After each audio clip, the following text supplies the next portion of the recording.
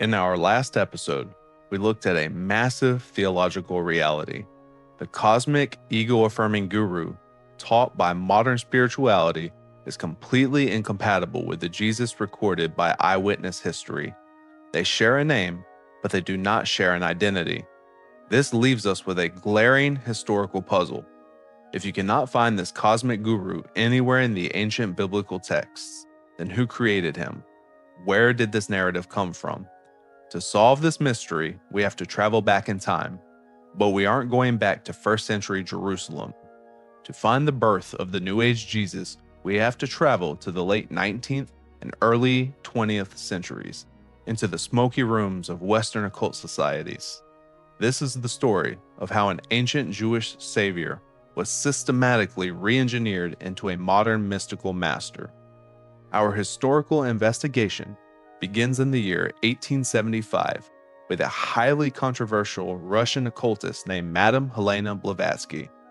Along with a small group of esoteric thinkers, she founded an organization called the Theosophical Society.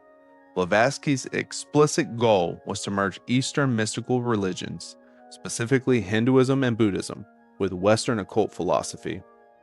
She claimed that all world religions shared a secret, hidden core of truth that ordinary people were too blind to see. To explain how this secret knowledge was managed, Blavatsky introduced a concept that would form the bedrock of the entire New Age movement. She claimed that a hidden hierarchy of spiritually evolved beings, whom she called Mahatmas or masters, were secretly directing human evolution from a spiritual plane. According to Blavatsky, these masters were humans who had perfected themselves over many lifetimes of reincarnation, breaking free from the physical world. To make her new occult system acceptable to the Western world, Blavatsky couldn't just ignore Jesus. She had to absorb him. She took Jesus, stripped him of his unique identity as the uncreated creator, and downgraded him to just another member of this spiritual committee. While Blavatsky was setting up the spiritual framework, a massive historical vacuum still remained. If Jesus was just an enlightened guru who learned Eastern mysticism, why doesn't the New Testament mention any of it? The occult movement needed a story to fill in the missing years of Jesus' life, the period between the ages of 12 and 30 that the Bible doesn't cover in detail. Enter a Russian journalist named Nicholas Notovich. In the year 1894, Notovich published a book titled The Unknown Life of Christ. He claimed that while traveling through the rugged mountains of India and Tibet, he broke his leg near a remote Buddhist monastery called Hemis. Notovich claimed that while he was recovering, the chief lama showed him a set of ancient secret scrolls. According to Notovich, these scrolls claim that during his lost years, Jesus traveled along the Silk Road to India. The book stated that Jesus spent nearly 2 decades studying under Hindu Brahmins and Buddhist monks, learning meditation, yoga, and cosmic oneness before returning to Israel to preach. This story was exactly what the esoteric world wanted to hear. There was only one problem. It was a total fabrication. Prominent historians and archaeologists immediately traveled to the Hemis monastery to investigate. When they interviewed the chief lama, the leader was horrified. He stated that Notovich had never even been to the monastery, no such scrolls had ever existed, and the entire story was an absolute hoax. Notovich eventually admitted to inventing the story, but the damage was already done. The myth of Jesus studying in India was locked into the occult subculture, providing a fake historical foundation for the New Age movement. As we roll into the 1920s and 30s, the narrative shifts from Europe to the United States. An American mining engineer named Guy Ballard, writing under the pen name Godfrey Ray King, took Blavatsky's occult concepts and repackaged them into a massive commercial movement called the I Am activity. Ballard and his associates popularized the exact phrase we hear constantly today in the New Age community, ascended master. Ballard claimed he had physical encounters on Mount Shasta in California with an 18th century occult figure known as Saint Germain. According to Ballard, Saint Germain and an array of other ascended masters, including Jesus, Buddha, and Confucius, were sending regular psychic dictations to humanity. Look at what happened mechanically to the identity of Jesus Christ during this era. Ballard hijacked the sacred biblical phrase, I am, which Jesus used to claim singular divinity, and twisted it to mean a universal law of attraction.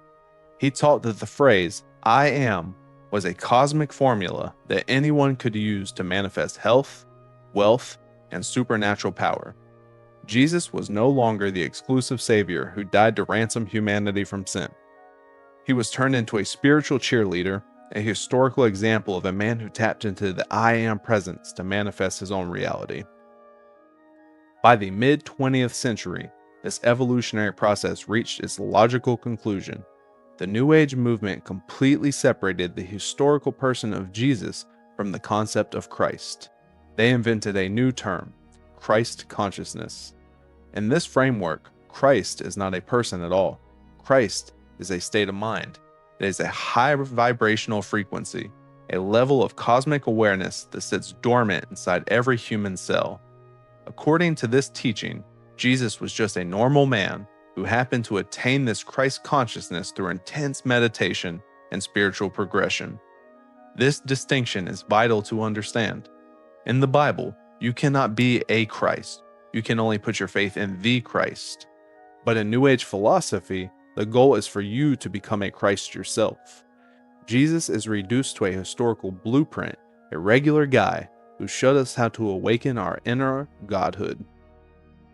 This historical engineering culminates in the year 1976 with the publication of a massive blue 3-volume book titled A Course in Miracles. This book was scribed over a 7-year period by a secular research psychologist at Columbia University named Helen Schuckman. She claimed that an inner voice suddenly spoke to her, identifying itself as Jesus, and dictated a complete rewriting of the spiritual universe.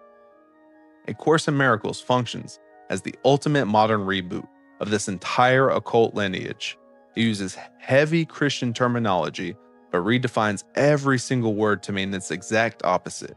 It explicitly tells the reader that the physical world is an illusion, that sin is a hallucination, and that you are your own savior. It is the definitive textual replacement of the Bible, delivered by a channeled voice claiming to be a Jesus who finally corrected his original apostles.